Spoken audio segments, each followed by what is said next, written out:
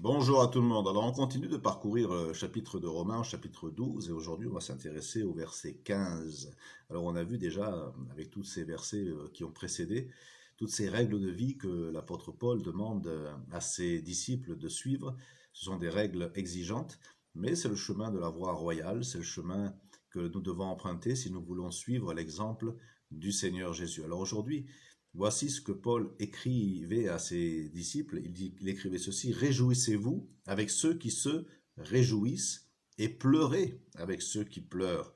Ayez les mêmes sentiments les uns pour les autres. Et là, je crois que l'apôtre Paul fait allusion à l'image du corps. Nous sommes membres les uns des autres, a écrit Paul dans 1 Corinthiens au chapitre 14, nous pouvons le lire. Et quand il dit réjouissez-vous avec ceux qui se réjouissent, ça veut dire quand tu ressens la joie chez ton frère, eh bien il faut que la joie que lui ressente, elle soit la même que toi tu ressens. Et puis quand il dit pleurer avec ceux qui pleurent, eh bien c'est pareil, quand on voit un frère qui est attristé, ça doit nous toucher, ça doit venir là nous interpeller dans notre cœur.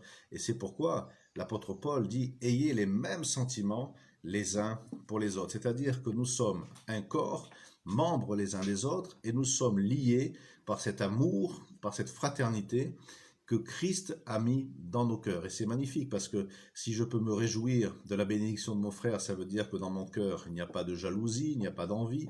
Au contraire, il y a de la satisfaction quand je vois que mon frère est béni. Si je peux pleurer avec celui qui pleure, ça veut dire que dans mon cœur, eh bien, la tristesse qu'il ressent, elle a de l'importance. Donc je suis vraiment lié à lui par le lien de l'esprit et le lien de la fraternité.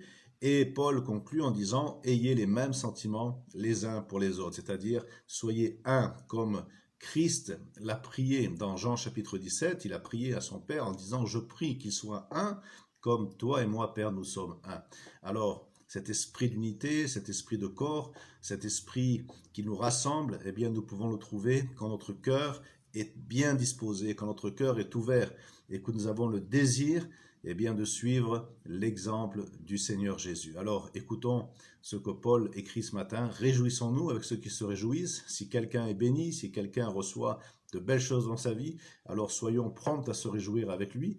Pleurons avec celui qui traverse des épreuves et des difficultés. Ainsi, il se sentira soutenu.